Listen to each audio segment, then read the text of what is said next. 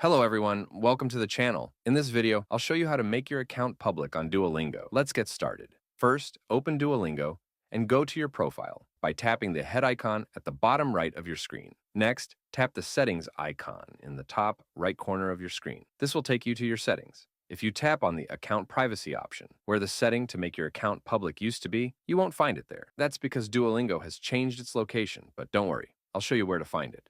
First, exit the Duolingo app and open your browser. Then, go to Duolingo's official website at duolingo.com. Log into the account you want to make public. Once you're on this page, go to your profile by tapping the head icon. Then, navigate to your settings and scroll down to the last option, Privacy Settings. Tap on it and you'll see another option called Make My Profile Public.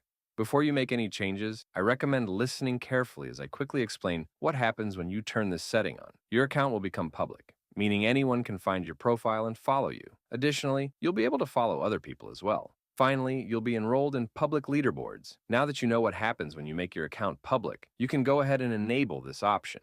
Once it loads for a moment, simply tap Save Changes, and you're all set. That's how you can make your account public on Duolingo. If you found this tutorial helpful, please make sure to like the video and subscribe to our channel for more content like this. Thank you for watching.